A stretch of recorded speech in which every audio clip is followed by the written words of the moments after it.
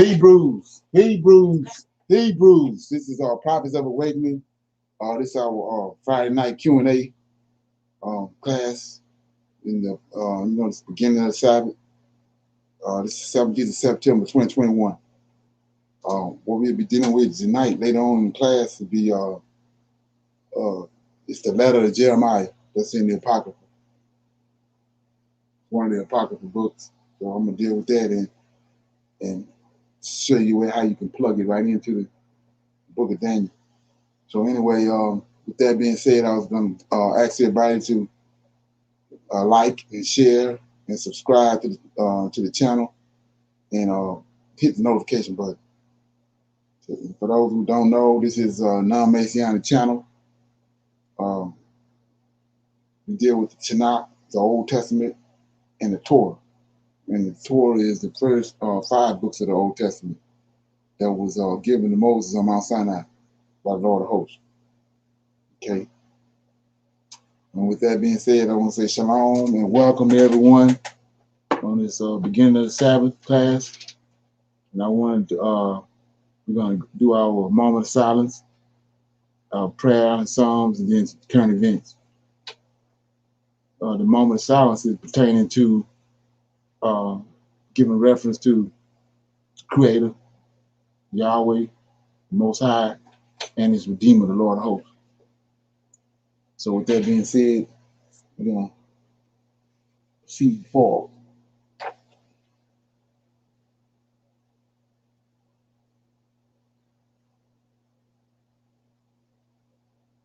Oh Lord, we come before Thee at this hour on your day that you have given unto us for rest, Shabbat, praising you and honoring you because of your position both in heaven and upon the earth, a position in which the Creator Yahweh have given unto thee. Through your spirit and counsel, O Lord, we have awakened. We have awakened to know who we are as a people and who you are as our Savior and Redeemer. We are thankful for all that you have done, and we are eagerly searching your scriptures out that we may be in the right place at the right time upon your arrival to this planet. Lord, I pray unto thee that you continue to let your light shine down upon us in spirit and in truth. We love you. We seek you daily, O Lord. There is none else besides thee to redeem us. We see you in the affairs of the world, and we faithfully await your deliverance. Peace be unto you, O Lord. Okay. Read the Psalms. Okay.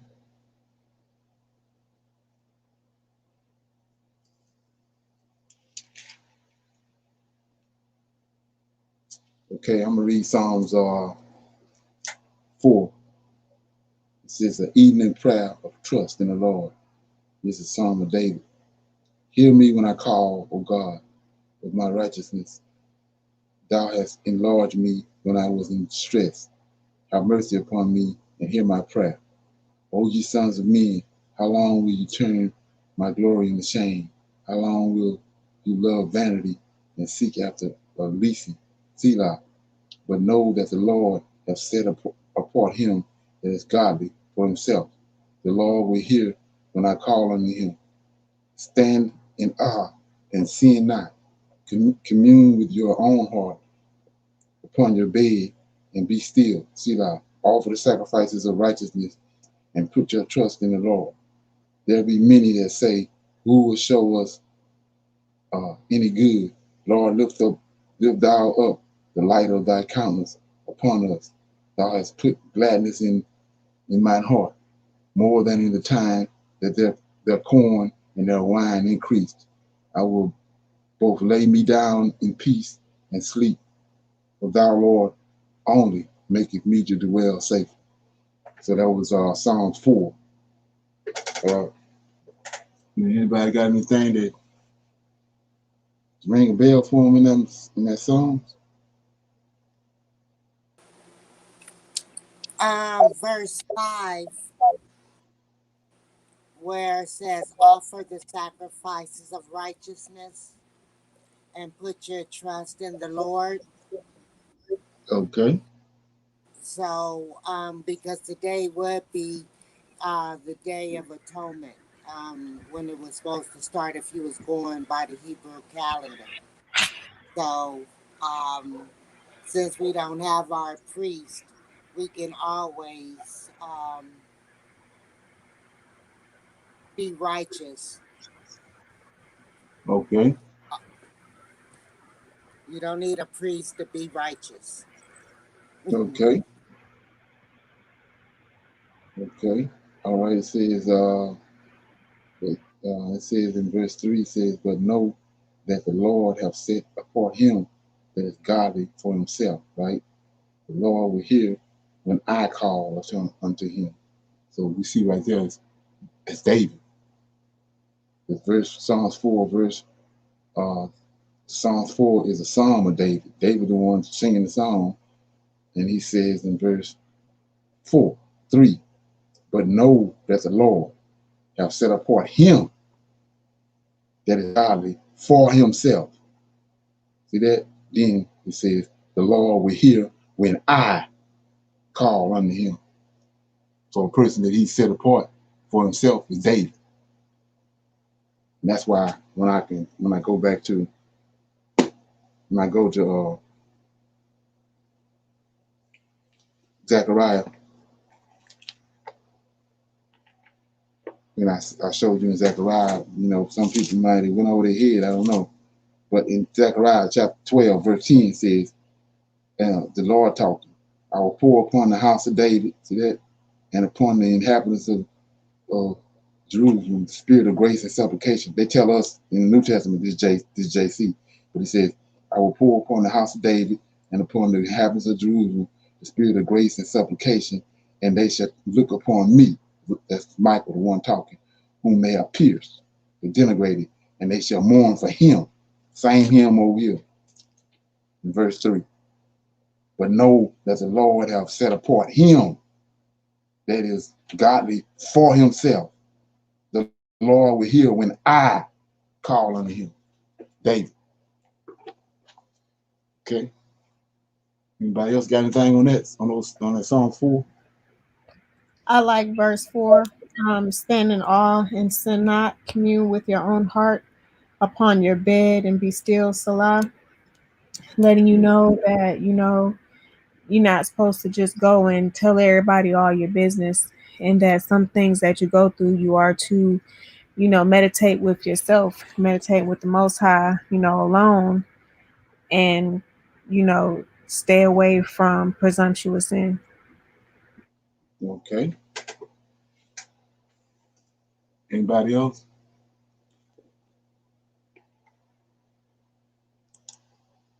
Got a little comment right here. Psalms 51:9 says sacrifices of righteousness is mentioned in Deuteronomy 33:9 and Psalms 51:9. Okay, let's look at Psalm 51:9 real quick. Psalm 51:9 says, hide thy face from my sins and blot out all my iniquities. Okay. Psalm 51:9. Okay, yeah. It says, hide thy face from my sin and blot out all my iniquities. Okay. Okay, yeah. So that's iniquities is sin. And like I said, if you want to go all in on that, notice how he said, blot out all my iniquities. So, like I said, when you read that with the proper understanding, there's no need for JC. He says, the person that's talking is a psalm of David. David said in verse 9, hide out thy face from my sins. Saying the Lord of hosts, don't look at my sins and blot out all my sins. See that? He said blot them out. So how you gonna blot them out when you got a son hidden in the bush that's gonna come and die for all the sin? Don't make no sense. So let's look at it. Brother Leonard. Okay. I read 19. I think he meant 51:19. What is it? Read verse 19. I think it was Psalm 51. 51:19. Right. Then shall thou be pleased with the sacrifices of righteousness, with burnt offerings, whole burnt offerings. Then shall they offer bullocks upon thine altar. Okay. Right. Okay. So, like I was saying with Zechariah, he said right here in verse 9, hide thy face from my sins, telling the Lord of hosts, charging him, hide thy face from my sins, and blot out all my iniquities. So how can you do that if you got somebody that's going to die for everybody's sins later on? So why we tell them to blot them out? So let's go to Zechariah. Let me see if it's Zechariah.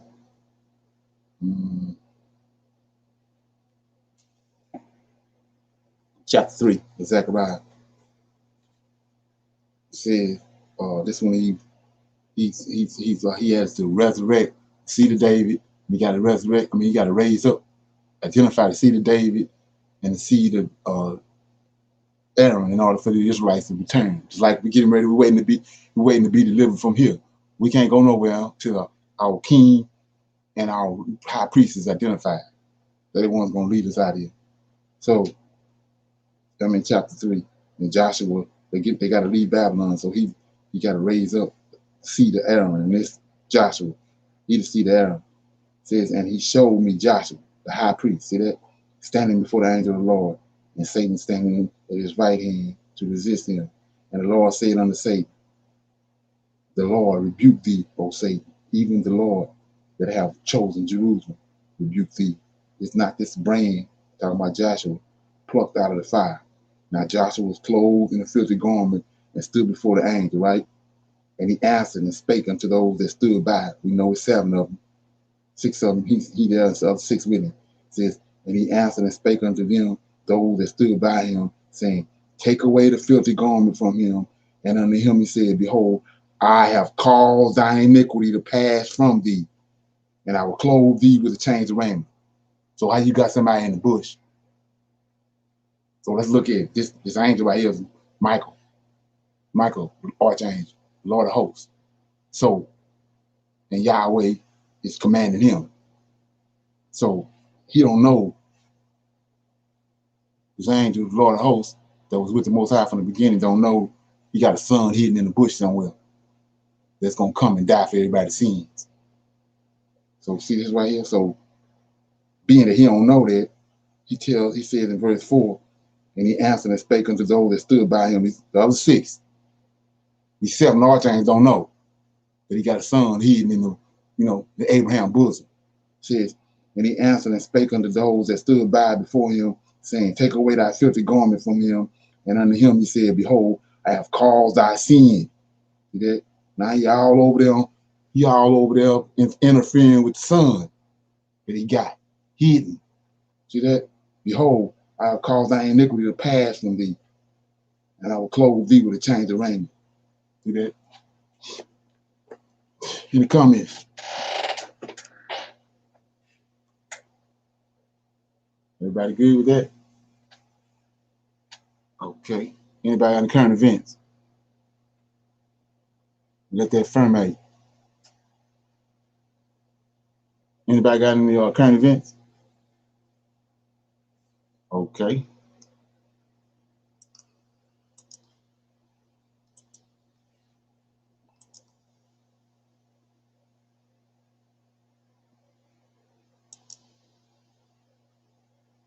Yeah, this is about Brother Polite. I don't know if people here know about him, but he's a YouTube Egyptologist. I think, yeah, Egyptologist, and he caught up in a bunch of stuff with the police and played. Do you realize what this guy is charged with? He's not charged with like credit card scamming or robbery or whatever, right? This guy is charged with something that's very serious. And in the black community, and I was talking with this with definitely other people, is that this has been going. Do anybody know who Polite is? Yep. Yeah. Okay. Yes. Mm-hmm. Okay. All right. I didn't know. I didn't nobody say nothing. Okay. On in the black community for a long time.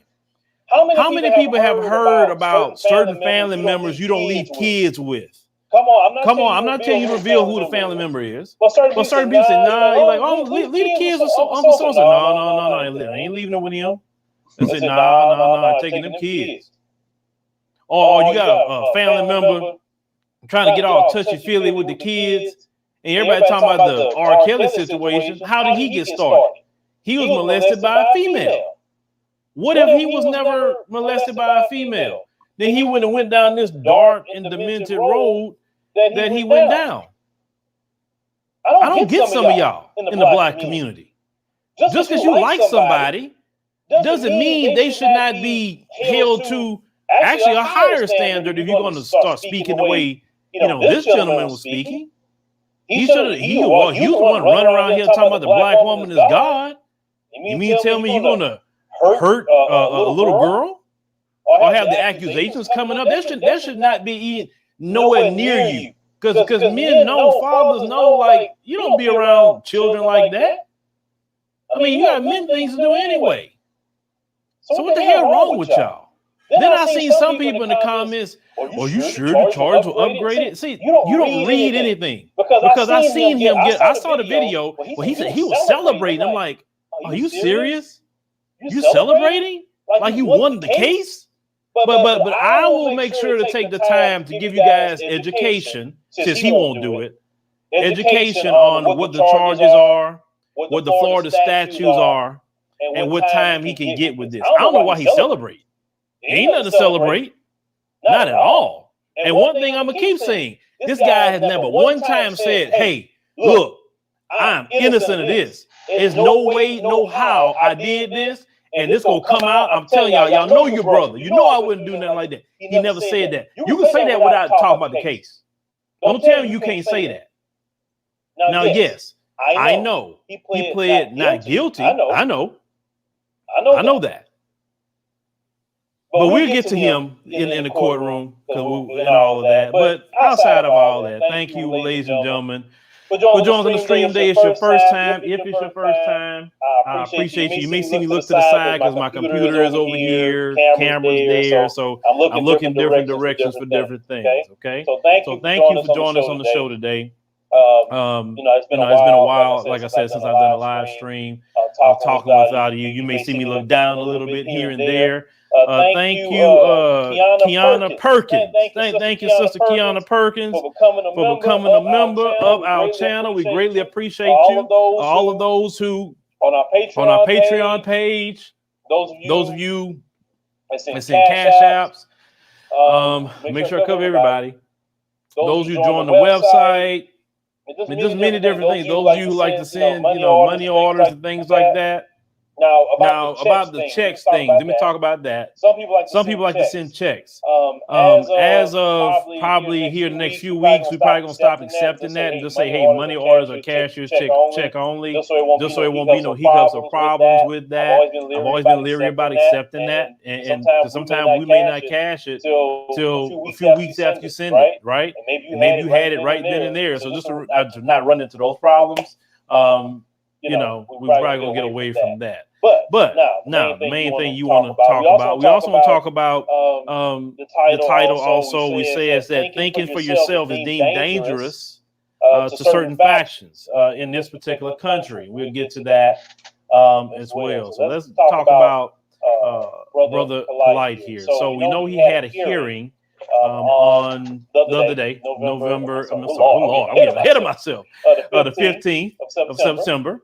And we had Sister Chanel in the courtroom just to be there to observe and see what's going on, so we can kind of hear it first from someone within the courtroom themselves, that way they can report back to me. I have certain other things with this as well. I'm committed to following this case. and having someone or a few people within these courtrooms, because we're not going to get secondhand information. Not on this one. We're not going to allow Mr. Sir to be trying to finesse and all that like he likes to do online. And unfortunately, because some black folks don't want to research anything, unfortunately, because they like him for whatever reason, they like him and don't care if they like him.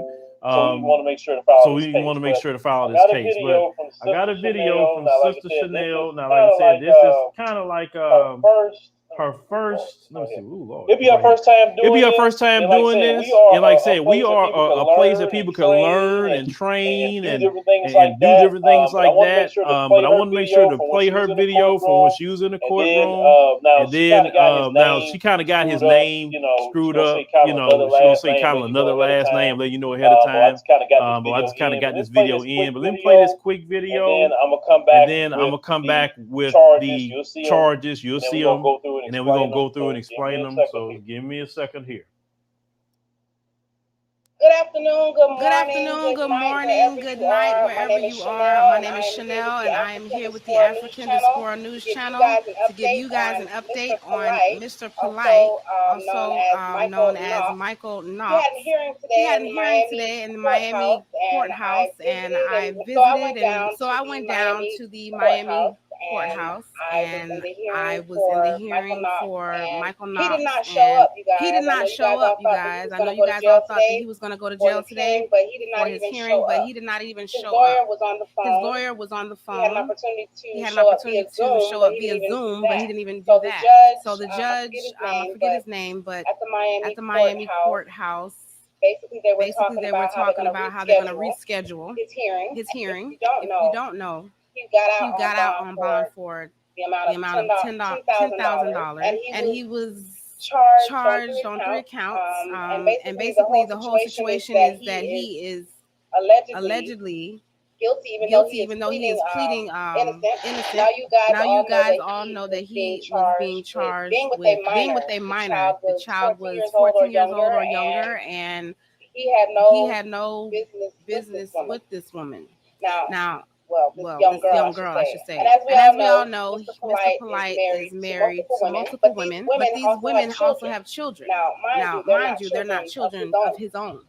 So this young woman that he is allegedly was caught in a hotel room with and has sexual allegations against. It's just not looking good for him. So they had to reschedule. They even said that he would have to be up early in the morning. They made it seem like he's not a morning person, but the fact of the matter is the whole situation just does not look good. You have a minor that is not your child, who you wanted to take out to a club, and in my opinion, I don't know what you guys think, leave it in the comments. 14-year-old, that's too young to even go to a club. Why do you have a child at a club where obviously adult things happen? Like, she doesn't need to be in that type of environment. And again, this is just my opinion. But those are the allegations against him, the charges with being with the minor. That just doesn't sit right. And what also doesn't sit right is the fact that if you go on to his Instagram, where he is talking about the situation, he never once said that he was innocent, that he didn't do or commit what he is accused of. And I find that that's very weird, skeptical, because if I didn't do something, I'm gonna hey, I didn't do it. But you know, it was just really weird how he was talking about the whole situation. And then I feel like he kind of had the conversation go left to something that wasn't even about the whole situation. When it comes to how flashy he is and what he does, and like, nobody cares. It's about the child. There are children here.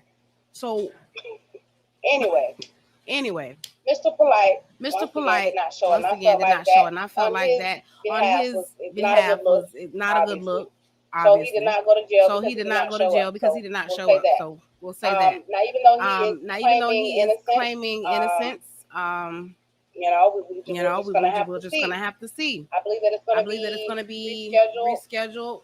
I want to say next month, but I have facts for you guys at a later date. Leave comments, leave your thoughts.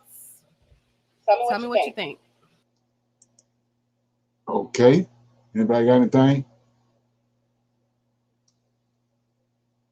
That's Brother Polite. Charges upgraded. Thinking for yourself is deemed dangerous to certain factions.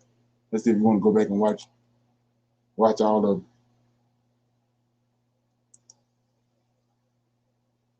it. Okay. Got another one right here.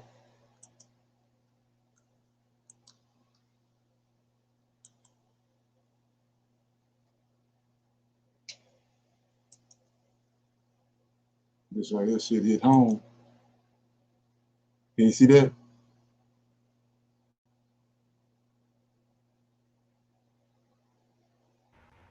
Can you see that? Yes. So White House warns states of potential big cuts to Medicaid, school lunch, and disaster relief programs if the U.S. government defaults on its debt. So they already got plans to default on the debt. So it says the White House sent a memo to state and local governments warning of potential cuts to federal programs if Congress fails to lift debt ceiling. Measures like Medicaid and free school lunches could be affected. It said the memo warned of possible recessions as Republicans show no sign of budging on the raising debt ceiling. That's something. The White House is warning states and local governments of substantial cuts to federally funded measures such as Medicaid, school lunch, disaster relief programs if Congress fails to raise the debt ceiling.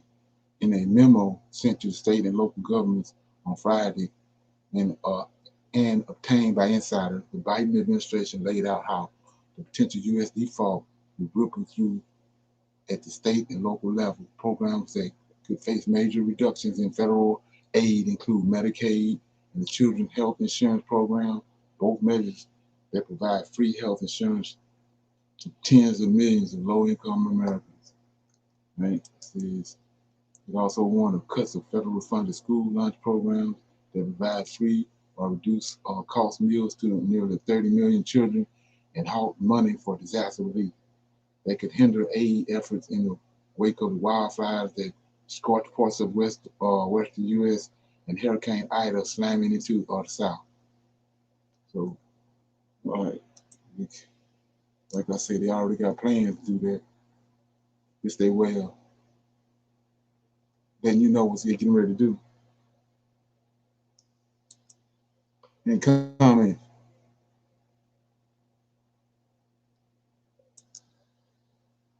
Okay. One more. Okay. This is I don't know if anybody heard about this. Strange is happening with the Dead Sea. A pool of water located close to the Dead Sea in the biblical region of Moab, modern-day Jordan, has mysteriously turned blood red. The phenomena is happening during the feast of Yom Kippur, the Day of Atonement, when Jewish people are to beg God for forgiveness of sins. Water from the Red Lagoon, just inside the Jordan border, is being sampled by the workers from the Jordan Ministry of Water and Irrigation to determine the cause of the unsettling phenomenon, which is as yet unexplained. The images of the red water have sparked a furore on social media, with blood-red waters carrying much significance in the Old Testament, as one of the 10 plagues God casts upon the Pharaoh of Egypt to free the Jewish people from slavery. As we remember, in the biblical account, God turned the waters of the river Nile into blood and prevented the Egyptians from drinking the full water in the first of 10 plagues that came as Pharaoh's punishment for refusing to free his Jewish slaves. The eastern shores of the Dead Sea, where the blood-red pond is located, also happens to be where the two legendary cities of Sodom and Gomorrah stood before they were destroyed by God for their wickedness. The head of the Water and Agriculture Committee of the Al-Karak Council said that the authorities have been contacted to work on identifying the source of the water. But although the cause of the mysterious crimson waters remains unknown for now, according to the Jordan ministry spokesman Omar Salameh, a few theories have been proposed as to why the lagoon, isolated from fresh water, could suddenly change color. The director of agriculture in the southern Jordan Valley said that this phenomenon is found in ponds close to the sea due to the presence of certain type of bacteria and red algae that love salinity, which changes its color with the presence of sunlight. But this does not explain why the water suddenly turned red, while other pools have not displayed the same phenomenon, particularly given that the region experiences near year-round sunny skies. Other officials told Israel Today that the presence of iron oxide in the water could account for strange color change, but again, did not give an explanation as to how the iron oxide would have been introduced to the pool and why the color change happened so rapidly. Therefore, this change of color is still a mystery that has not been solved. The Dead Sea is a salt lake located in the Judean desert of southern Israel, bordered by Jordan to the east. Its high level of salinity, well over 30%, means its waters are incredibly rich in minerals, and the health benefits of bathing in the Dead Sea have long been touted, though it is so salty that the water cannot support marine life. Unfortunately, the Dead Sea is dying. The Dead Sea is roughly 31 miles long and 9 miles wide at its widest point, but it is estimated that the Dead Sea water level has dropped by more than 131 feet since the 1950s and is now reducing by around 2 feet per year. Okay. Any comments? That's amazing. Oh, yeah. Like I say, signs all over the place. They fumbling with it. Right. They always got some kind of old scientific excuse. But, you know, all that's going to come to a halt, too. Okay. So, let me play this right here, and then we'll talk about it. Then we'll go into Q&A. Okay. Let's see.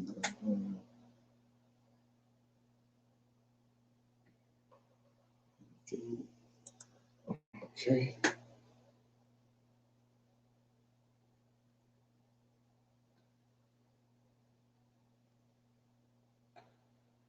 Gonna blow y'all mind. I want y'all to understand something, right? How many more signs do you need to understand that everything is this is a capitalistic society, that there's a group of people that's controlling us, but I want y'all to think about some things.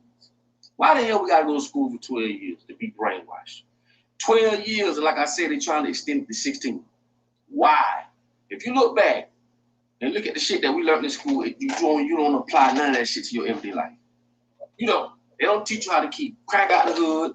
They don't teach you how to communicate. They don't teach you how to have relationships. Basic things that they benefit off of. Why? Why do you got to get permission to be a preacher? To have a church? You got to go to. Why? If you just want to speak the word of God, why you got to get permission to speak the word of God? Why? Why you got to have? If you want a church, you get a church. Non-profit this, non-profit that. Why do you got to get a certificate to be married? I told y'all, look up the word certificate. If you want, sometimes y'all do the research. If you know what it is, put it in the description. A certificate is basically asking for permission. That's really it. Why do you got to? So if I love another person, the person love me. We got to, and then get what they do. See, remember the little piece of meat that's in your face that you're trying to get, but it's a screen from your back and a stick, and you as long as you keep going, you never get it. That's basically what it is. They put things in front of us to make us apply to that. That's called coercion. So if you're not If you ain't on certificate, you're not married because we don't share last names. Why? Because if something happened to you, I can't get, whatever you leaving for the significant other, or certain things just can't be because y'all wasn't married. Y'all wasn't no paperwork. That's bullshit.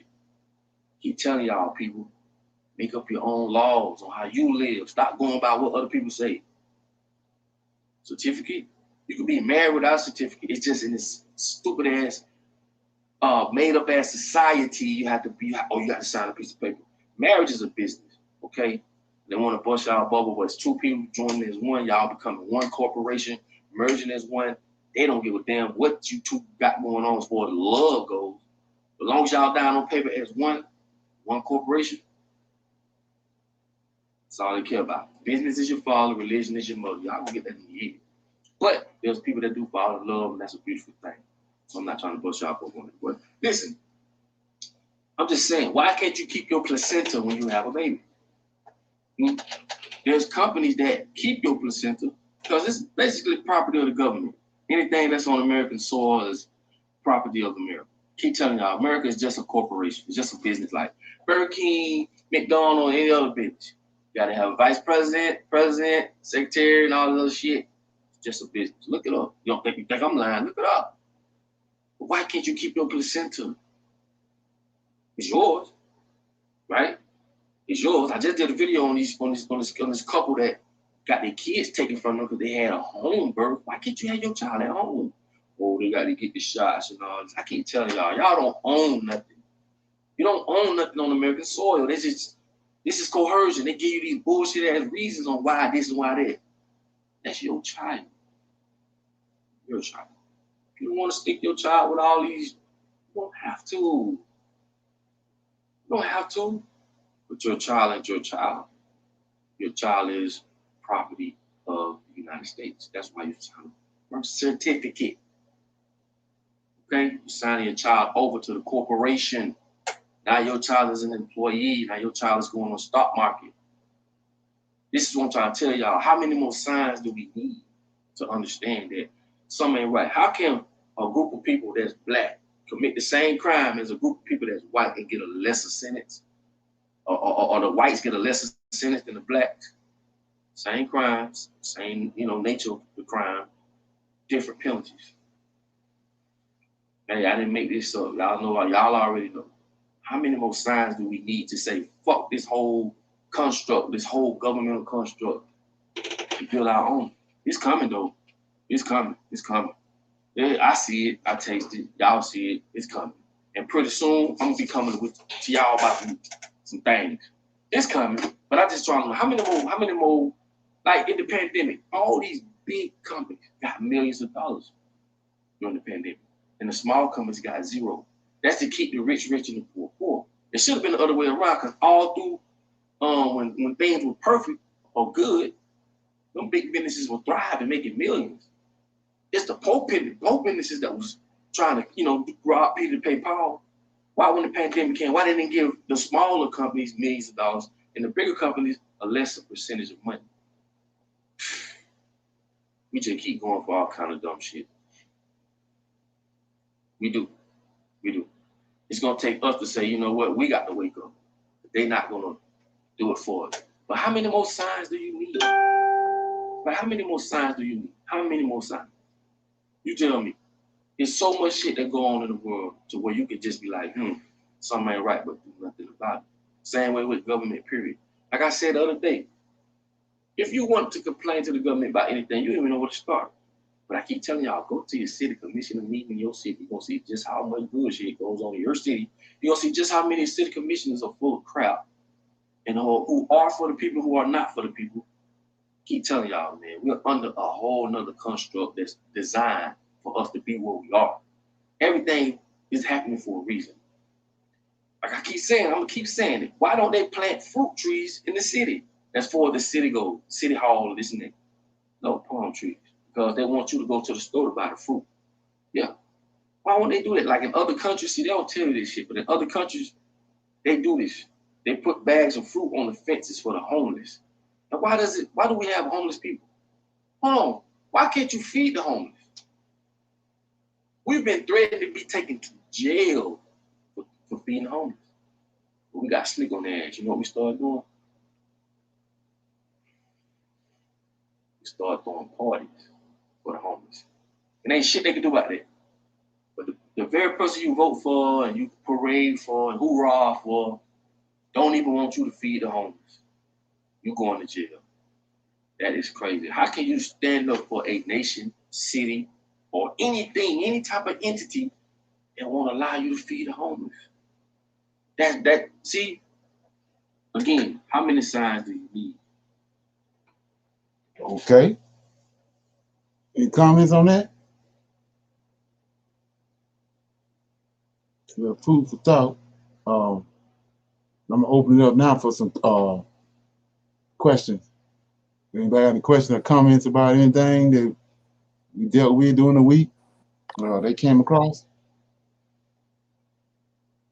We're gonna throw that video in there too. The videos with Callie, the lady Callie. Callie Stitchins. Yeah, I really liked her video. I learned a lot. Okay. Because I really didn't understand the astrology, the stars and stuff, and right. I like her point of view. She had right. a lot of knowledge, and yeah, I thought it was really good. And I think that what was his name? Cephas. Cephas. Was that the Cephas. Name? Yeah. Right. Yeah. Like that's the Lord of Hosts. Right. Well. When I heard that, you go back to and like I say, people don't really understand how much they hoodwinked us, and as far as our understanding and our knowledge. If you go back, Enoch is an Ethiopian. Enoch the Ethiopian. You ever heard that? See what I'm saying? And then you got to go back to Moses married an Ethiopian woman. Right, and did you hear when she was saying that? Was it Peru? Was King David's territory? Right. It was like two places over here in North and South America. I was like, what? Right. Exactly. Right. And also the copy that they found of the Book of Enoch was in Ethiopia. They found it in a grave, in a priest's grave in Ethiopia, where they found the Book of Enoch at. So that's it. Yeah, we have to talk about it again when you guys watch it, because it's really good. Right, yeah. So yeah, I was feeling it. She definitely credited some really good people as far as who she was listening to. Kuramayo Ayu. I mentioned these same people a couple of weeks ago. The people that she was shouting out, because they are knowledgeable. And Kuramayo, he's not a Hebrew at all, but he was so like deep with putting out knowledge that he had to move out of the United States and move to South America, because the feds started messing with him with all the knowledge that he was putting out about us and the artifacts and things like that. And she was also bringing out Christopher Columbus' diary and the things that he was saying on the inside, and stating the things about the Red Sea and in between California, which they were saying that there's a certain thing that happened during the time of year where a bunch of, I don't know, red kelp or something that comes and turns that whole entire area red.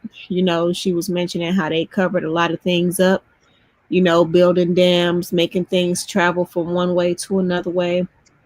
Her astrology was going over my head, because I don't know anything about the stars or anything like that, but I do know that was part of our ancient knowledge as well. And I think that Abraham was an astrologer, was dealing with the stars, and I know the Most High told him if he could number the stars and things like that. So her perspective and where she was saying and where she was coming from was extremely interesting.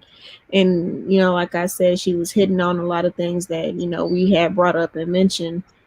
So it was nice to hear somebody else that's way older than I am, respect the elder, to be bringing this information out, and she knew what she was talking about. So that was very beautiful, and I hope we can all discuss it. All right. I mean, if you go to part 4, she tells you at the end she don't know nothing about the Bible. She's not versed in the Bible. Yeah, and I thought that was kind of crazy too, because even though she wasn't versed in the Bible, a lot of the things that she was hitting on was lining up with the lessons that we've been learning. So I thought that was beautiful, that you don't know the Bible, but some of the things that you was talking about, especially did you catch how she was bringing up China and Russia, and she was bringing up the 3 heads, and we're talking about that now. So for you not to even know about the prophecies, Daniel, Ezekiel, none of that, but you bringing that up, I thought that was pretty dope. Oh, right.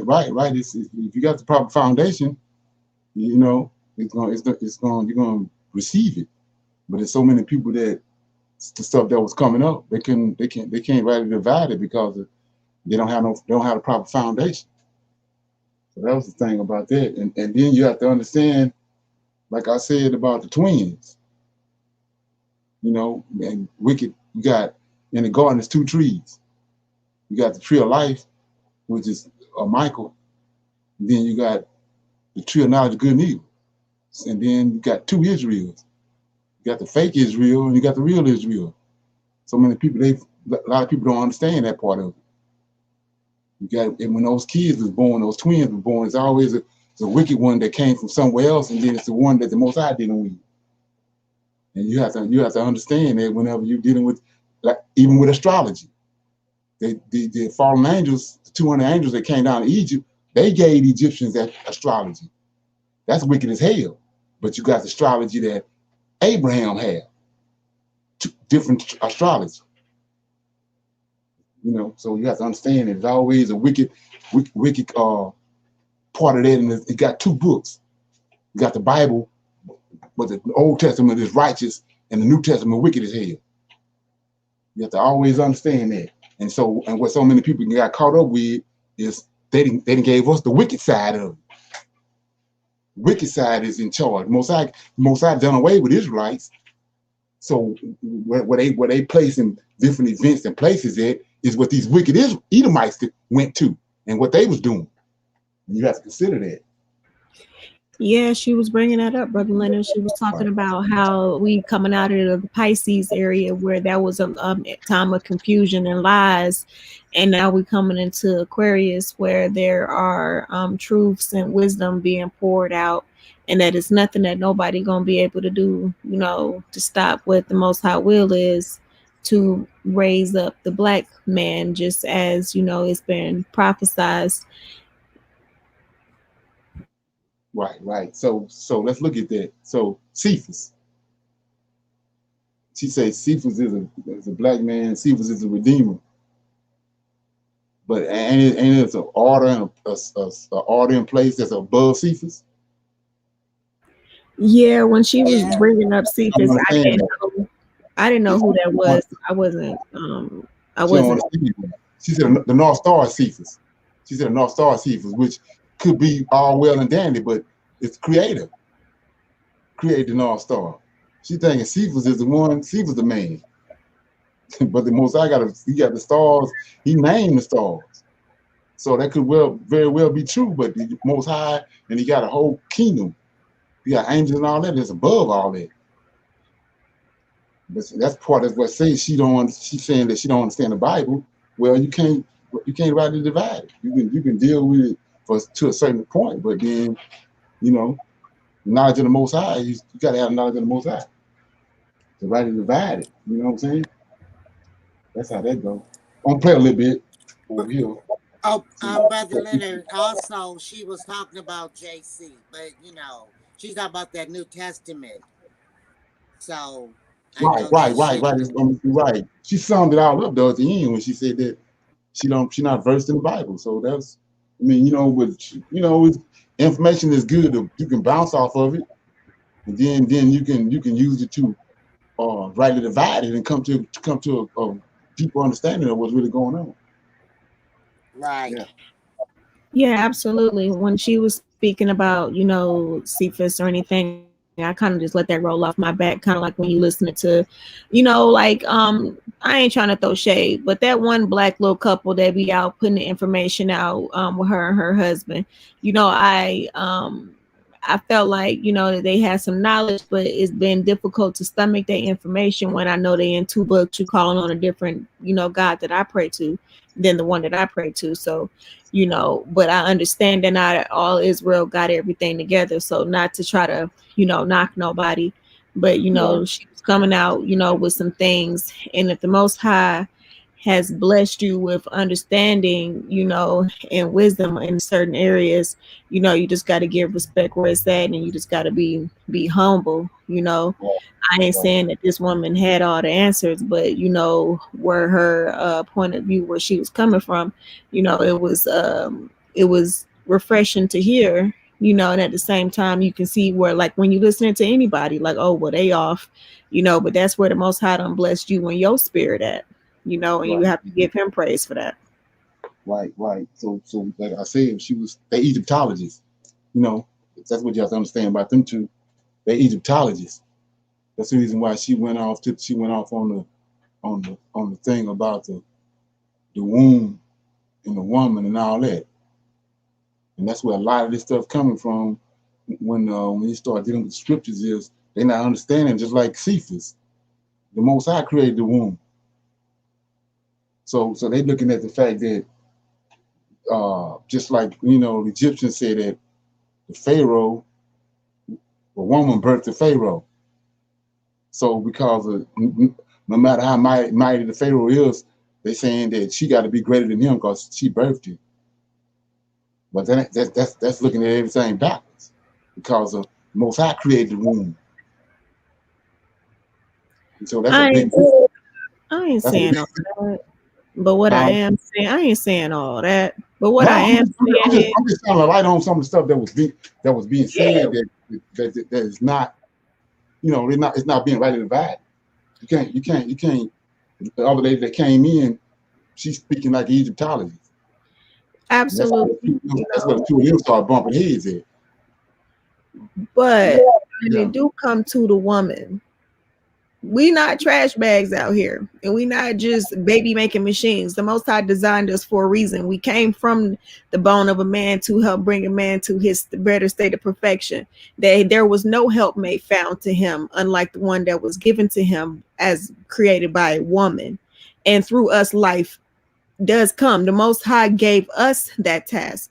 Yes, the seed does dwell with the man first, and then he puts it in the woman, but he didn't create it to be put into no man. I think that women should still have respect. Women are being constantly used in the Bible in ways that men just cannot. It's been so many times. Did not King David get a whole nother wife because her dude was disrespecting him and he was finna come and slay everybody, and then she done went out and used the spirit of the Most High to go and feed everybody? Was it not a woman that does many things, and a man sometimes can be so stiff-necked that he can't even see his left from his right? And I think that the woman was created for the man to help bring that balance out. So not to say that the woman should be worshipped or anything like that. It's levels to this. And the man should reign on top as he is. But at the same time, to just throw us under the bus like we nothing, we are something special. And to even give birth, to carry a life inside of our womb. You know what I'm saying? Like when you give birth, you almost die. You go through pain that's equivalent to, I don't even know the mathematics, but it's really, really serious. And he didn't put that task on no man. I think that the Most High knew exactly what he was doing when he created the woman, and that we should still have a certain level of respect, love, and tenderness brought upon us. Right. When a righteous man and a righteous woman, I already know that. That shouldn't even come up. A righteous man, David and all them, they understood that. It's the people that are unrighteous. But a righteous man is just already understood. You don't even have to tell him that. It's just, you understand the order that the Most High set in place. I mean, like I said, he told Jeremiah, I knew you before you was in your mother's womb. So how can she be responsible for life when he knows Jeremiah before he put her in the womb? So she's a helpmeet. Mm-hmm. He took the spirit and put it in her. You can't go and say she greater than the man because she birthed him. But the soul, the spirit came from heaven. Yahweh put it in there. Lord of hosts put it in there. So that's a whole nother perspective on looking at it. And that's what I think where a lot of problem is. But anyway, let's see, we got a demon on here. But anyway, yeah, so I'm gonna play a little bit of this.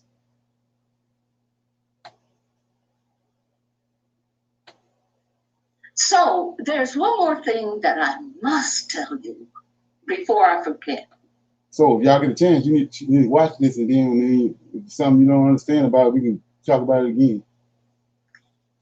Do you guys remember that we had a total solar eclipse back there in 2017? I think it was. Did I write it down somewhere? The exact date where it spanned the whole of America? And I think they said it hadn't happened in over 800 years or something like that. That a total eclipse of the sun. In other words, as the Bible states, you know, the sun blackened and the moon turned red. That's because the sun moved in front of the earth. I'm sorry. The moon moved in front of the sun and it turned red and the sun blackened. That was a total eclipse of the sun. And it happened sometime in April 2017. And it crossed the whole of America. Now, the next solar eclipse that will cross the whole of America is in 2024. And it will cross from Oregon and come all the way over to Florida. Okay? So it makes an X. It makes an X in America. What is that X? What does it indicate? It's a 7-year time frame. 7 years of tribulation. 7 years of tribulation from 2017 to 2024. So let's look at that. What anybody got get anything out of that? That's one of the things she said to me that I heard that was profound. Did that ring a bell for anybody on the line? Right. We've been talking about that. Right. And wasn't that kind of dealing with the Great Conjunction? Say that again. Wasn't they talking about that, Aqua, the Great Conjunction with the X marks the spot, something like that? No, she was talking about. When you break it down, you know what I'm saying? It's 6 years. At the end of 7 years, when either he gonna bless you, according to what he's doing, or you're gonna be destroyed. And you got. I know 3-4 people already said that they 2024. They're thinking that 2024 is when we're gonna leave here. And so you gotta pay attention to that because of what we witnessing. You can see that America under judgment right now. So when I saw that, I was like, wow, this, it's got some meat on that. So 2024 could well be our year of release. And it's also a new election, a new president coming in, potentially a new president. So I mean, I don't think all that's coincidence. Somebody was saying something. I was gonna say, because stars, and which the sun is, they're for signs. So, right. Yeah, make a lot of sense. Something's gonna go down. Yeah. Oh yeah. As I say, oh yeah, that was profound to me. Like that sound? Okay. So, anybody else got anything on that? Or anything else that came up? Okay. I was really impressed with her knowledge in astronomy and ethnography, how she studied our culture. But a lot of our knowledge should come from the Lord of hosts. And even though with all that knowledge, she was still lacking. Right, exactly. That's what I was saying about when you see that, you understand it, because like I said, it's always two sides to the story when you're dealing with it. It's like people don't know that you got the Old Testament and New Testament, two different books. It's God in the Old Testament, which is our God, and it's the God in the New Testament. You had Jacob, you had Esau, you had Cain, you had Abel. So you got Israelites, and then you got the synagogue of Satan. And like I said before, that part, which is critical to understand, that when the real Israelites left Israel, when you understand when the real Israelites left Israel, you start looking at the history, and everything they bringing up, they factor in these synagogue of Satan. You're thinking that they're the Israelites. Like they say, they saying that I don't know whether people know about the Talmud, but they saying that the Talmud came out of Babylon. But we know that Most High raised up Zerubbabel and Joshua, and they came from Babylon. Israelites came from Babylon, and they came back to the land. He gave them a trial period of 490 years to make up for the 490 years where they didn't keep the Shabbat. So them Edomites that came out of Babylon with the Talmud, rabbis. Ain't no rabbis in Israel. And so that's what Josephus, all them people was Edomites. And so when you start factoring in and dealing with their history and all that, and not understanding that those are Edomites, then that's what a lot of people going off at. Even reading their literature. It's like I say, those are Edomites. That's in Spain. And when you look at those maps, it's Portugal and Spain are the ones that jumped off the transatlantic slave trade. And then you have to look at the proximity of Portugal and Spain to the West Coast. So here come these Spanish Jews. The whole world know they're Jewish. They're not Israelites, but they're Jewish. They came there from 70 AD from Israel. They came to Spain and Portugal. Now they're over on the West Coast. Like I said before, they're twins. Well, one twin gonna go. They got these antennas on both of them. Well, one show up at, the other gonna show up. So they here they is now. All of a sudden they're on the West Coast of Africa. And then when you understand that the Spanish government ended up kicking them out because of their wickedness, the usury. So they kicked them out. Where they take them? They took them to the West Coast. There ain't no Israelites. So they dumped off a whole truckload of Edomites that people think they're Israelites on the West Coast of Africa. And then you wonder why all of a sudden this big old idea come up to come into the West Coast of Africa and get us. These Edomites behind it. And very few people I know that understand that. They're not factoring the fact of Esau and what he done. It's no way. It wasn't an accident that they had us fooled up to recently. We started waking up and find out that we the Israelites. They had us fooled for a reason, because of the very thing I'm just telling you now. They got us thinking that in 70 AD, that was Israelites that left Israel when the Israelites had been left. The kingdoms over in this, the kingdoms that the history of from 143 BC to when the transatlantic slave trade happened, our history is over on the west coast of Africa. All that history with JC or Hoshai supposed to be coming to the temple in Jerusalem and all that, that's Edomites. They got a Edomite king over them. So there ain't no Israelites there. They ain't how the Most High work. He says, he drove Adam out the garden.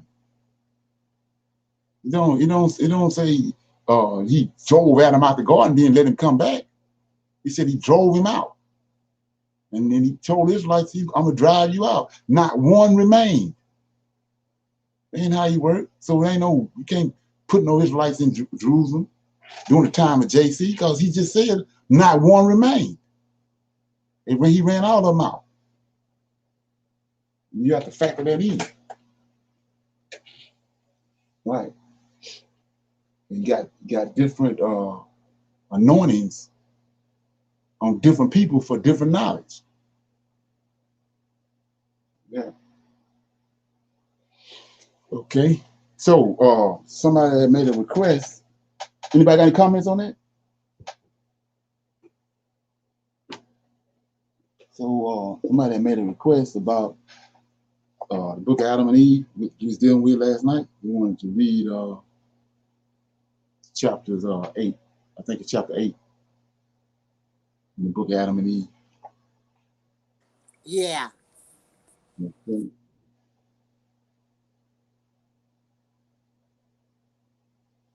Chapter 8. Okay.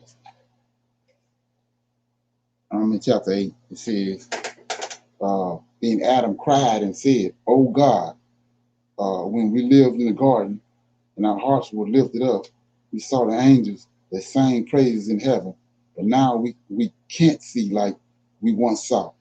No, when we entered into the cave, all creation became hidden from us. Then God..." I'm sorry, could you go and read the chapter before? Chapter 7? Yeah, I think it's 7 in your book. It says the fall of Adam. The one I got is let me get this right quick. The one I got is it don't have a title. The book I got, the book of Adam and Eve, is when Adam and Eve heard these words. Is that what it say? Let me see. Chapter 7. It says mine starts off. It says, then when God, who was merciful and full of pity, heard Adam's voice, he said unto him. Yeah, it's the same thing. It says, okay. Yeah, the same thing. When Adam and Eve heard these words from God, they cried and sobbed even more. But they strengthened their hearts in God, because they now felt that the Lord was to them like a father and a mother. And for this very reason, they cried before him and sought mercy from him. Then God had pity on them and said, "O Adam, I have made a covenant with you, and I will not turn from it, neither will I let you return to the garden until my covenant of the great 5.5 days is fulfilled."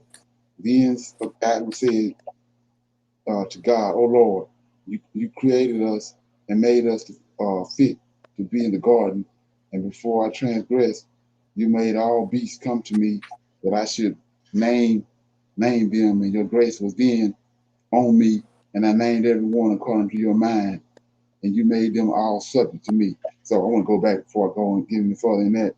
He says, verse 2 says, "Then God had pity on them and said, O Adam, I have made my covenant with you, and I will not turn from it, neither will I let you return to the garden until my covenant of the great 5.5 days is fulfilled." So how long is it? 5.5 days. How long is that? 5,000 years. Right. So we see how that's in concert with what I said about Hosea. He said the Lord cast them off for 2 days, which is 2,000 years. And then he's going to return in the 3rd year, in the 3rd day. And that's what we're looking right at right now when you start looking at the numbers. So anyway, not only that, he says in verse 2, it says, then God pitied on them and said, "Oh Adam, I have made my covenant with you." So who got the covenant with man?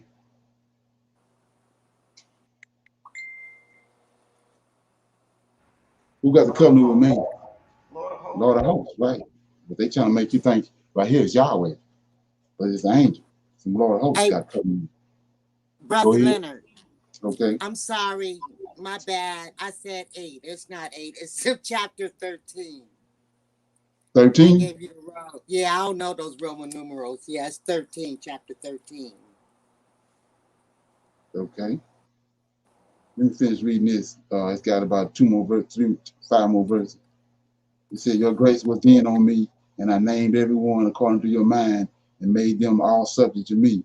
But now, O Lord, that I have transgressed your commandments, all beasts will rise against me and will devour me, and Eve, your handmaid, and will cut off our life from the face of the earth.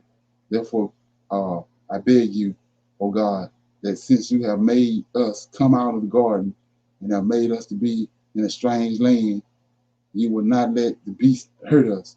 And when the Lord heard these words from Adam, he had pity on him and felt that he had truly said that the beast of the field would rise and devour him and Eve, because he, the Lord, was angry with the 2 of them because of their transgression. Then God commanded the beast and the birds and all that move on the earth to come to Adam and to be familiar with him, and not to trouble him and Eve, nor any of the good and righteous among their offspring. Then all the beasts paid homage to Adam, according to the commandment of God, except the serpent, against which God had angered. And I said, it did not come to Adam with the beast. Okay. So, like I said right here, people want to make this serpent out to be snakes, but this ain't serpent we talking about. This serpent I was telling you about that's in heaven, which was Lucifer, and he had it was a priesthood. They were serpentine beings, and he had kicked them out. And then, like I said before, all that we talk about everything for a reason, because of connecting dots. You lay the foundation first, then when you come back and start reading certain things in certain chapters in certain situations, then the dots start connecting. So these are the ones that was in the water when the flood came. They in the water. And everything was destroyed on land, but they in the water. They was in the water in the beginning. You have to understand that this ain't no snake. You talking about no snake that slide on his belly, they ain't got nothing to do with it. That's somebody with lack of understanding. So these serpents, it's a race of serpents, serpentine beings, like the Lord of hosts said in Ezekiel. He said, "You at one time you was walking in the coals of fire, walking up and down in the coals of fire." With these serpentine beings along with them, the priesthood. Okay, so what you said, any comments on that? I'm gonna go to chapter 13. Everybody good? Yeah, that was good how you connected that with Hosea. Okay, so I'm in chapter 13. It said, "Then when God, who had mercy on and full of pity, heard Adam's voice, and he said to him, 'O Adam, so long as good angels were obedient to me, a bright light rested on him and on his host. But when he transgressed my commandments, I dispossessed him of that bright nature, and he became dark. And when he was in the heavens, in the realm of light, he knew nothing of darkness, but he transgressed, and I made him fall from the heaven onto the earth. And it was this darkness that came over him. And O Adam, while in my garden and obedient to me, that bright light rested also on you. But when I heard of your transgression, I took you from that bright light. Yet, oh my mercy, I did not turn you into darkness, but I made your body a body of flesh, over which I spread the skin, in order that it may bear cold and heat. And if I had let my wrath fall heavily on you, I should have destroyed you and had turned you into darkness. Darkness, it would have been as if I had killed you. So this is what I was talking about right here. So when those angels, Satan, when Lucifer transgressed against the Most High, and those angels transgressed and decided to go with him, he recompensed it. This is the darkness he's talking about. He recompensed the wickedness on them. And that's what happened with the fallen angels in Genesis chapter 6. And once they crossed over, like this light he's talking about is understanding and righteousness. And once they made crossed over and went into those women, he recompensed the wickedness on them, darkness. And they went from the whole time they was thinking about cohabitating with the woman. That's all they wanted to do. They seen what the men was doing with them. They wanted to do the same thing because they possessed the same thing the men got. The men made their image. But once they crossed that line, he recompensed wickedness on top of their head.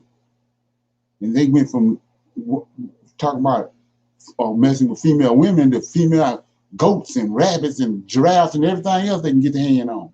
He recompensed that darkness on them. That's what he's talking about right here. And when you look at go down through history and down through the scriptures, you see that he do that to men. Solomon. Once you cross the line, you're in the light, and you leave that light and go into the darkness, he's going to recompense it on you. Just like with the idol. He sends somebody to and break it down to you to the last compound who JC is, and you continue to deal with him, then he recompense that idol on you.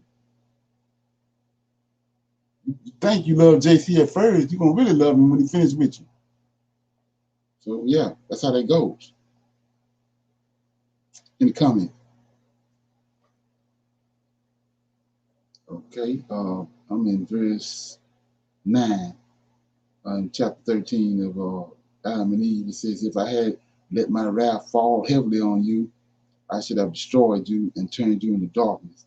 It would have been as if I had killed you. But in my mercy, I have made you as when you transgressed my commandments, O Adam. I drove you from the garden and made you come forth into the land and commanded you to live in the cave, and darkness covered you as it did over him who transgressed my commandment. Thus, O Adam, has this night deceived you? It is not to last forever, but it's only 12 hours when it is over daylight, over daylight will return. Do not sigh or be moved, or do not say in your heart that this darkness is long and drags on wearily. Do not say in your heart that I plague you with it. Strengthen your heart and be not afraid. The darkness is not a punishment. So, like I said, they big or full-grown kids. It's like a baby, because he know no better. Adam, I have made the day, and I have placed the sun in it to give you light, in order that you and your children should do your work.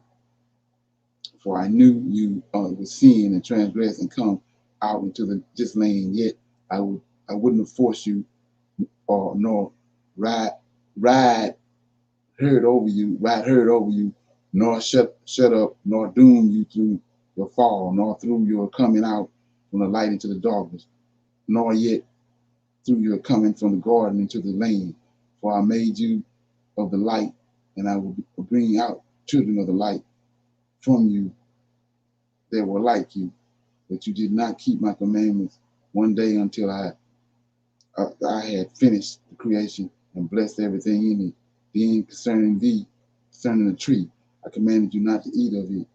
Yet I knew that Satan would deceive himself and would also deceive you. So let's look at that. Two things to look at right here. It says, 14, he says, I made you of the light, and I will bring you out.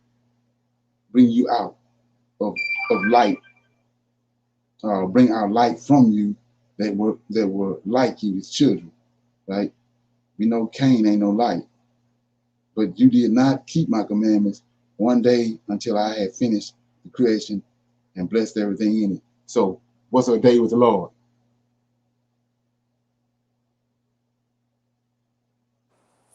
$1,000 years. How long did Adam live? 900 and some years, right? Mm-hmm. Hello? How long he lived? 900 and Yes. some years, right? Yes. He didn't make it to a day. How long did Methuselah live? He lived 960 or 70 some years. None of them made it to a day with the Lord. Wow. None of them made it to 1,000 years. That's what he's talking about right here. Wow. Okay. See that? So he says, but you did not keep my commandments one day. See that? 1,000 years. Until I had finished the creation and blessed everything in it. Then concerning the tree. Now we want everybody, when you want to say, Brother Leonard concocted that Satan is the tree. But look what he say. Then concerning the tree, I commanded you not to eat of it. So you want the narrative is that it's a tree with fruit on it. But look what he say. Yet I knew that Satan, there go the tree right there, who deceives himself would also deceive you. See that? Proper English.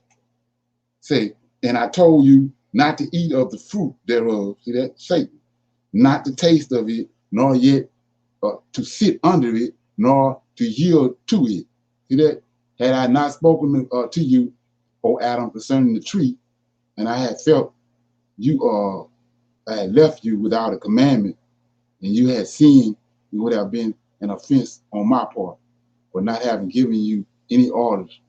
You would turn around and blame me for it. But I commanded you, and I warned you, and you failed, so that my creatures cannot blame me, but to blame the rest on them alone. And O Adam, I have made the day so that you and your descendants can work and toil in it, and I have made the night for them to rest in it from their work, and for the beasts of the field to go forth by night and to look for their food. But little of darkness now remains, O Adam, and daylight will soon appear. Okay? You comment? Yeah, so my book says in verse 17, it says it like this. It says, so I made known to thee by means of the tree, not to come near him. Okay. So my book says, cause the tree a him. Right, I'm looking at it too. So I made known unto you by means of the tree, not to come near him. So that's Lucifer, Satan. That's Lucifer, right? Yeah. Right. And what was that other verse? And so that's why I say that a day begins in the morning, because he says it.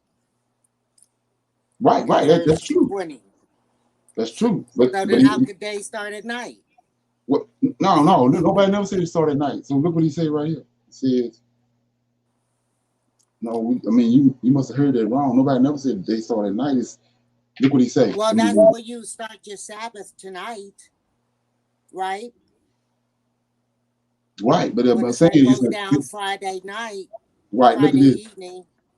This should explain it right here. It says, let me get it. Okay.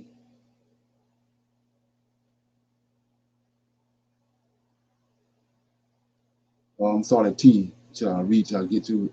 It says, thus, O Adam, has this night deceived you. It is not, see that? Here you go, right here. O Adam, this night, O Adam, has this night deceived you? The darkness, 12 hours. Have it deceived you? He had never seen it. It is not to last forever, but it's only 12 hours. See that? That's half of the day. 12 hours. See that? Right, I'm not debating that. That's not what I'm saying. I agree. Right. So we said 12 hours. Saying, or when it is over, it says it is not to last for forever, but only 12 hours. When it is over, see that? Daylight will return. That's the other 12 hours. So it says, do not sigh or be moved, and do not say in your heart that this darkness is long and drags on wearily. Do not say in your heart that I plague you with it. Strengthen your heart and be not afraid. This darkness is not a punishment. See that?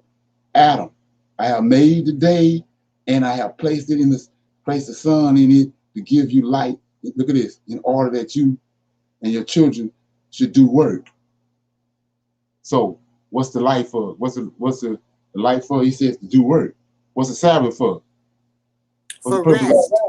Right. For resting from that work. Right. So then he says, for I knew you would sin and transgress and come out into this land, yet I wouldn't force you nor ride herd over you, nor shut up, nor doom you through your fall, nor through your coming out from the light into the darkness, nor yet through your coming from the garden to the land. For I made you of the light, and I will bring you out children of light from you that were like you, but you did not keep my commandments one day until I had finished the creation and blessed everything in it. Then concerning the tree, I commanded you not to eat of it. Yet I knew that Satan would deceive himself, and would also deceive you. So I made known to you by means of this tree not to come near him, and I told you not to eat of the fruit thereof, nor the taste of it, nor yet to set under it, nor to yield to it. And I had not spoken to you, O Adam, concerning the tree, and I had left you without a commandment, and you had sinned, and it would have, we're going somewhere, and it would have been an offense on my part, for not having even you any order, you would turn around and blame me for it. But I command you, and I warned you, and you failed. So my creatures cannot blame me, but the blame rests on them alone. And O Adam, I have made the day so that you and your descendants can work and toil in it, and I have made the night for them to rest in it from the work. See that? For the beasts of the field to go forth by night and to look for food, their food. But little darkness now remains, O Adam, and daylight is soon appear. See that? So including both of them. Yeah, I thought it was really interesting too that that Adam and Eve never has seen darkness, until they got kicked out. So they was always about the light, I guess the Israelite is about the light, for real, for real. Yeah, right. From my understanding of that, I think the garden was in another dimension. That's dope. Right. Yeah. I can see that. That's what I would think too. Okay. Has to be. Okay. So anybody else got any questions on that, what they heard, or anybody got any comments or questions? Okay. Yeah. So I'm gonna go to I'm in let me see. Yeah, I'm in the Apocryphal books. I'm in the letter of Jeremiah. I keep on expounding on the fact that, like I said, Jeremiah ain't talking to us, and we're gonna see it for a fact right here in and that has a register. We're gonna see that in here, that the significance of it. Is that in the Apocrypha, you say? Yeah, it's in let me get it. It's right after you see Sirach. You see the book of Sirach?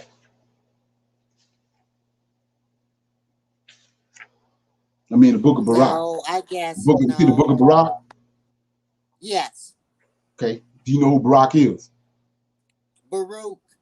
Baruch. Yeah, Baruch. I'm saying Baruch. Baruch. You know who Baruch is? Yeah. Who is? Yeah, he was a scribe.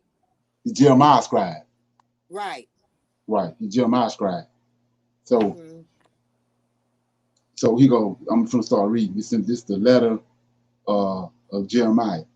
It says, and the emphasis is the fact that we know now that he talking to with a proper understanding. He talking to our forefathers. He ain't talking to us. So you got to read our other books with the same understanding. How you gonna get to the conclusion of what's going on if you don't know who being talked to and what's being conveyed and why it's being conveyed? So I'm in letter. This is the letter of Jeremiah. It says a copy of this letter that Jeremiah sent to those who were. See, I'm gonna tell you, to those who were to be taken to Babylon as exiles by the king of the Babylonians, to give them a message that God had commanded him. So he commanded Jeremiah to tell the people that was on their way to be to exiles. And I read the other day in Ezekiel. Ezekiel part of that too. Ezekiel and Jeremiah talking to the people that's on their way to Babylon. They telling them Nebuchadnezzar coming. A scourge is coming out of the north. So you can't take that scourge in today and talk about a scourge coming out of the north. They talking about Nebuchadnezzar. Right? So the people face a long captivity. See that? So I'm gonna start reading. Because of the sin, see that you have committed before God, you will be taken to Babylon as exiles by Nebuchadnezzar, king of the Babylonians. Therefore, when you have come to Babylon, you will remain there for many years, for a long time, up to seven generations. It says, after that, I will bring you again bring you away from there in peace. Now, in Babylon, you will see gods made of silver and gold and wood, which people carry on their shoulders, and which cause the heathen to fear. So beware of becoming at all like the foreigners, or of letting fear of those gods possess you when you see the multitude before you and behind them worshiping them. But say in your heart, it is you, O Lord, whom we must worship. For my angel is with you, and he is watching over you. See that? So we got to do the same thing now. You can't fear JC and the garbage they done wrote. You got to fear the Lord of hosts. Same predicament right here. So, 8, their tongues are smooth by the carpenter, and he says the helpless. In my book, it's got the helplessness of idols. JC included. Says their tongues are smooth by the carpenter. Carpenter made their tongues smooth, and they themselves are overlaid with gold and silver, but they are false and cannot speak. People take gold and make crowns for the heads of their gods, and they make as they might for a girl who loves ornaments. Sometimes the priests secretly take gold and silver from their gods and spend it on themselves, or even give some of it to the prostitutes on the terrace. They deck their gods out with garments like human beings.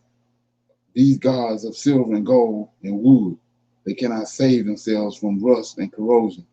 When they have been dressed in purple robes, their faces are white because of the dust from the temple, which is thick upon them. One of them holds a scepter, like a district judge, but is unable to destroy anyone who offends it. Another has a dagger in his right hand. Let me see something. Okay. I hope it's registering. So it says, another has a dagger in his right hand and an axe, but cannot defend itself from the war and robbers. So go back to the Lord of hosts. We know he got a glistening sword in his hand. That's how we can rightly divide who's who. And he's telling you right here, they got daggers, axes, and all in their hand, but they didn't carpenter and put it there. You can't do a damn thing with it. He says, from this it is evident that they are not gods. So do not fear them. But just as someone dish is useless when it is broken, so are their gods when they have been set up in the temple. Their eyes are full of dust and that's raised by the feet of those who enter. And just as the gates are shut over every side against everyone who has offended a king, as though under sentence of death, so the priests make their temples secure with doors and locks the bars in order that they may not be plundered by robbers. They light more lamps for them, for then they light for themselves than they light for themselves. Through their gods, though their gods can't see none of them, they are just like a beam of the temple, but their hearts, it is said, are eaten away when crawling creatures from the earth devour them, these termites, them and their robes. They do not notice when their faces have been blackened by the smoke of the temple. Bats, swallows, and birds alight on their bodies and heads, and so do cats. From this you will know that they are not gods. Do not fear them. And as for the gold that they wear for beauty, it will not shine unless someone wipes off the tarnish. Or even when they were being cast, they did not feel it. They are brought without regard to cost, but there is no breath in them, having no feet. They are carried on the shoulders of others, revealing to humankind their worthlessness. And those who serve them are put to shame, because if any of these gods fall to the ground, they themselves must pick it up. If anyone sets it upright, it cannot move itself. And if it is tipped over, it cannot straighten itself. Gifts are placed before them just as before the dead. The priests sell the sacrifices that are offered to those gods and use the money for themselves. Likewise, their wives preserve some of the meat with salt, but give none of the poor or the helpless. Sacrifices to them may even be touched by women in their periods or at childbirth. Since you know by these things that they are not gods, do not fear them. For how can they be called gods? Okay. It says, women serve meals for gods of silver and gods of wood, and in their temples the priests sit with their clothes torn, their heads and their beards shaved, and their heads uncovered. They howl and shout before their gods, as some do at a funeral banquet. The priests take some of the clothing of their gods to clothe their wives and their children. Whether one does evil to them or good, they will not be able to repay it. They cannot set up a king or dispose one. Likewise, they are not able to give either wealth or money. If one makes a vow to them and does not keep it, they will not require it. They cannot save anyone from death or rescue the weak from the strong. They cannot restore sight to the blind. They cannot rescue one who is in distress. They cannot take pity on the widow or do good to the orphan. These things that are made of wood and overlaid with gold and silver are like stones from the mountain, and those who serve them will be put to shame. Why then must anyone think that they are gods or call them gods? So we see right here what Jeremiah explained. We're doing the same thing right now. Screaming and hollering and passing out and flipping all in the church to an idol. So it ain't nothing new under the sun. And we ain't got no response. We ain't got no response because like Dr. Claude Anderson said, when Lincoln released us with the Emancipation Proclamation, we had 1% of 0.1% of the wealth in the world in America, and today we got the same 1% wealth. So you imagine it. All that flipping, praying, and talking about they went somewhere and talked to Jesus and all that. We still at 0.1% and no increase, no blessing. figment of our imagination. So it says, foolishness of worshiping idols. Besides, even the Chaldeans themselves dishonor them. For when they see someone who cannot speak, they bring Baal and pray that the mute may speak, as though Baal were able to understand, yet they themselves cannot perceive this and abandon them for they have no sense. And the women with cords around them set along the passageway, burning brand for license. When one of them is led off by one of the passerbys and is taken to bed by him, she derives the woman next to her because she was not as attractive as herself and her cord was not broken. Whatever is done for these idols is false. Why then must anyone think that they are gods or call them gods? They are made by carpenters and goldsmiths. They can be nothing but what the artisan wished them to be. Those who make them will certainly not live very long themselves. How then can the things that are made by them be gods? They have left only lies and reproach for those who come after. For when war or calamity comes upon them, the priests consulted together as to where they can hide themselves and their gods. How then can one fail to see that these are not gods, and they cannot save themselves from war or calamity, since they are made of wood and overlaid with gold and silver? It would afterwards be known that they are false. It would be manifested to all nations and the kings that they are not gods, but the work of the human hand, and that there is no work of God in them. Who then can fail to know that they are not gods? So I'm going to read that again. Since they are made, look at this, since they are made of wood and stone and overlaid with gold and silver, that's in the Vatican, it's in Rome, it's a Catholic Church, it would afterwards be known that they are false, and it will be manifested to all the nations and the kings that they are not gods, but the work of human hands, and that there is no work of God in them. Who can then fail to know that they are not gods? For they cannot set up a king over a country or give reign to people. They cannot judge their own cause or deliver one who is wrong, for they have no power. They are like crows between heaven and the earth. When fire breaks out in the temple of a wooden god overlaid with gold and silver, their priests will flee and escape, but the gods will be burned up like timber. Besides, they can offer no resistance to king or enemy.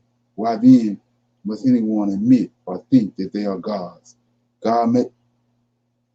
Gods made of wood and overlaid with silver and gold are unable to save themselves from the thieves or the robbers. Anyone who can strip them of their gold and silver and of the robes they wear, go off with their booty, and they will not be able to help themselves. So it's better to be a king who shows his courage, or a household utensil that serves its owner's needs, than to be these false gods. Better even the door of the house that protects its content than these gods. Better also to be wooden pillar in a palace than these gods. The sun and moon and stars are bright, and when sent to do a service, they are obedient. So also the lightning, when it flashes, it's widely seen, and the wind likewise when it blows in every lane. When God commands the clouds to go over the whole world, they carry out his command, and the fire sent from above to consume mountains and the woods does what it is ordered. But these idols are not to be compared with them in appearance or power. Therefore one must not think that they are gods, nor call them gods, for they are not able to either to decide a case or to do good to anyone. Since you know them, that they are not gods, do not fear them. They can neither curse nor bless kings, They cannot show signs in the heaven for the nations, or shine like the sun, or give light like the moon. The wild animals are better than they are, for they can flee, shelter, and help themselves, so have no evidence whatsoever that they be gods. Therefore, do not fear them. Okay, so that was the letter of Jeremiah that he sent to our forefathers that was captives in Babylon. Any comments? I do. I Okay. thought that it was nice that he pointed all that out, because guess what? It shows the difference between our God and these false gods, because our God care about the widow, the orphan, and make sure that even with the burnt sacrifices, which are the best of the best, that he's making sure that the homeless and the widows and everybody, that he feed all his people. And we out here, well, not we, but our people that's lost still out here worshiping false idols, giving them praise, thinking that they gonna bless and curse them. Even now in this time now, they still giving honor and glory to wood and stone. Right. Yeah. Oh, yeah. You're right. Yeah. I don't pay no attention to those trollers, Andre. They ain't, they ain't hitting on nothing. Yeah. So yeah, you're right. Right. Okay.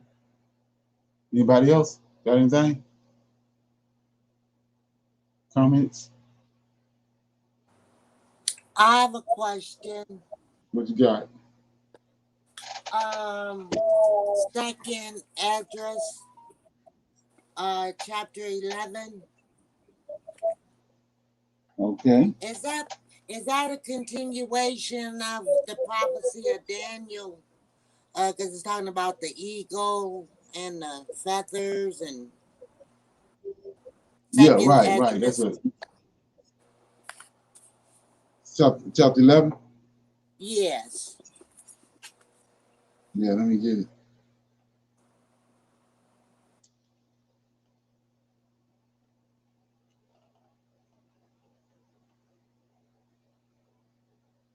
Yeah, it says, this is the meaning of the vision that you have seen. I think I'm in 12. This is the meaning of the vision that you have seen. As for the eagle that you see rising from the sea, it is the full kingdom that appeared in the vision to your brother Daniel.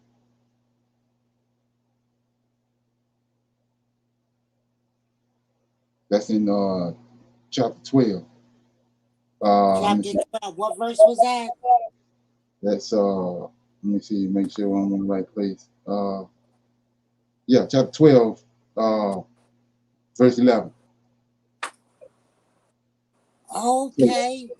Right. So what you was looking at is the vision, and then in chapter 12, verse 11, it's starting to tell you he giving you the understanding of the vision. Okay. Right. So right. then, okay. I didn't know it was another part to that. Right. Okay. Thank you. Okay. Yeah, that's why I was reading yesterday about those three heads. They're telling you down at the bottom, it said the three kings, the three heads is resting to the end. And then you come to find out that Washington, D.C. is a city within itself, country in itself, within the United States. And Rome, the Vatican is a country within itself, within Rome and London. There go your three heads right there. At the time when he told this to Ezra, those three heads was resting. It wasn't even hadn't even came into existence yet.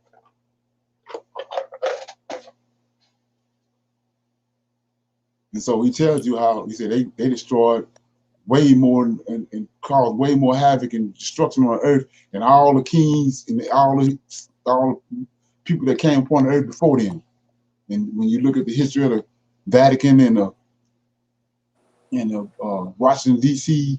and London, you're right. Okay. Because I didn't understand. He was talking about, like in verse 31, he's talking about eating up the feathers and the wings. Right, exactly. But that eagle is America. Well, when you go back and look at the standard for the Roman Empire was the eagle. Oh, okay. So, and then you come to America eagle. So the eagle, that's the eagle all the way down. All of them had is Gentiles. They posted up an eagle as a representative. Okay. Right. Okay, and then what about the lion? The lion is Israel. Okay. Which is David. Okay. All right. So yeah. So I'm gonna show you this right quick. So if you go to Ezra chapter 13, verse 1. You got it? Got it. So you said, who's the lion? So here it is right here. And it came about after 7 days that in the night I dreamed a dream, and behold, the wind arose from the sea, so that it stirred up all its waves. And I looked, and behold, the wind brought up out of the heart of the sea something like the figure of a man. That's David. See, and this man flew with the clouds of heaven, and wherever he turned his face and looked, everything that was seen by him trembled. And wherever his voice went from his mouth, all who heard his voice melted as wax melts when it fills the fire. And after that I looked, and behold, an innumerable multitude of men were gathered together from the four winds of heaven to make war upon the man who was come upon the earth. That's Ezekiel 37. Ezekiel 38.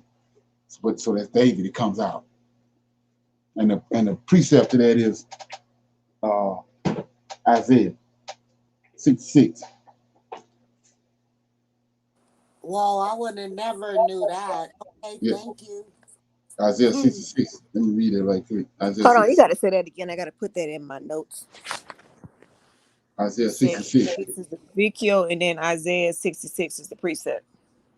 Yeah, 66 verse 5 says, and like I say, everybody I done came across, they fumbling with this. Verse 5 says, Isaiah 66 and 5, hear the word of the Lord, ye that tremble at his word. Your brethren that hated you, that's Esau, they cast you out. So you want to know who cast us out? Esau. Cast you out for my name's sake, and said, let the Lord be glorified, for he shall appear to your joy, and they shall be ashamed. So 6, a voice. It's the voice of the archangel, Michael, from the a voice from the city, Jerusalem, a voice from the temple, a voice of the Lord that renders recompense to his enemies. Before she travailed, Ezekiel 37, she brought forth. Before her pains came, she was delivered of a man child, that's David. Same thing over there. We just read the second Ezra. We saw a man come up out of the sea.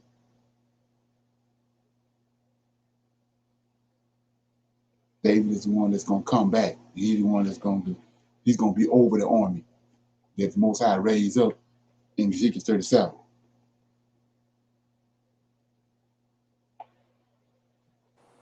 Wow, yeah, that would make sense. I was thinking when you said come up out the sea, I was thinking it was one of those fallen deities for a minute. Right, now he's talking about a sea of people. Right. Okay. Anybody got any comments? Okay. I do. I'm gonna say this because I'm really blown away right now because when you brought up 2nd Ezra chapter 12, Aqua, and then he put it into aspect of what was going on, I'm just like, wow, these people done really moved all our information. They playing what's it called, musical chairs. Right. Exactly. With the information. Right. That's why I'm trying to build. You got to have a foundation. And that way, when anything come your way with the foundation, you can pretty much place it wherever you want to put it. You can put it where it belongs in, because they didn't scramble it. Okay, they is playing hide and seek with the knowledge. Right, and that's understandable. That's understandable because no sooner than we get it right, that's when we out of here. That's the reason they scrambled. And it's powers and principalities, high places that behind it. I mean, they done really changed this, misspelled the name of Ezra. They got it changed completely differently in the Apocrypha. Then they got Ezra all the way in the front of the King James, while it's a continuous of what's going on with Daniel all the way in the back. Like, what y'all got going on? Right. Yeah, that's what got so many people off. Like I said, they keep on thinking, they keep on going to these prophets and using them, jumping off of Revelations and going to Jeremiah and Ezekiel when you can't do that. Because they ain't talking, they're not talking to us. Plain to see when you look at it.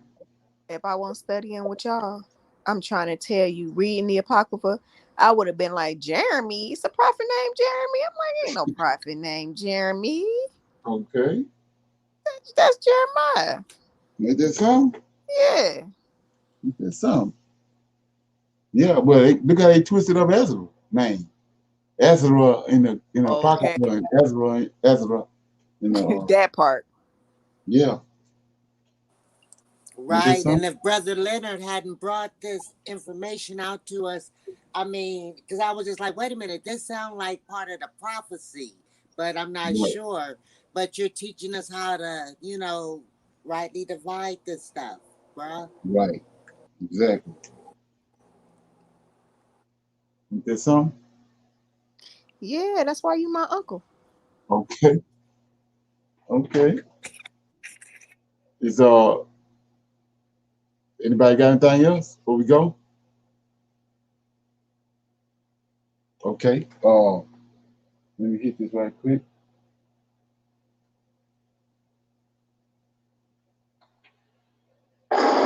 Okay. I'm gonna say shalom, everybody, and I'm gonna see y'all in the morning at 9 o'clock for the Sabbath class. Shalom. Everybody good? Okay. Shalom. Shalom. Shalom.